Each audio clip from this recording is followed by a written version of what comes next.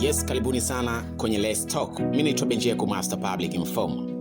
Mitandao ya kijamii nchini Afrika ya Kusini inaendelea kugubikwa na simulizi ya kusikitisha ya mwanamama Sinehala Koza, mama mwenye umri wa miaka 31 kutoka Muktaba katika mkoa wa KwaZulu-Natal, ambaye amezeeka ghafla na kuwaacha watu wengi wakishangaa.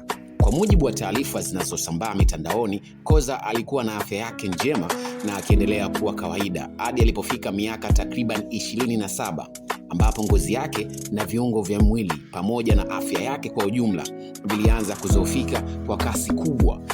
Hali hiyo imezua mjadala mkubwa mtandaoni, huku baadhi ya watu na wataalamu wa afya na wachambuzi wa masuala ya tiba wakidai kuwa huenda alikuwa anaishi na ugonjwa wa adimu wa vinasaba unaojulikana kama Werner syndrome, ambapo mara nyingi hufahamika kama proglia ya watu wazima, yaani hali inayosababisha mwili kuzeeka kwa kasi isiyokuwa ya kawaida.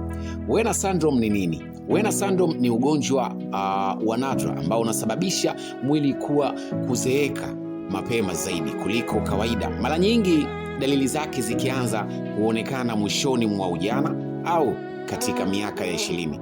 Madaktari wanaeleza kuwa watu wanaoishi na hali hiyo huweza wakakumbwa na matatizo mbalimbali ikiwemo kuzeeka kwa haraka, kupoteza nuru ya ngozi, kupoteza nywele, kupata mvi mapema, ngozi kukunjamana, lakini pia uchovu mkubwa, matatizo ya macho na moyo, mifupa kuwa dhaifu, kisukari pamoja na hatari kubwa ya kupata saratani.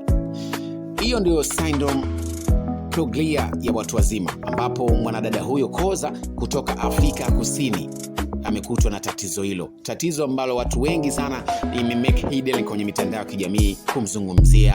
Ya wengine wanasema ni miongoni mwa tabia ya nguvu za giza, lakini kila mtu anazungumza lake. Dondosha komenti yako kupitia ukurasa wangu wa Instagram, TikTok, Facebook na YouTube, tujadili kwa pamoja ili tuone sababu na source ya tatizo. Naitwa Benjeko Master Public Informer. Next time, bye bye. Let's talk.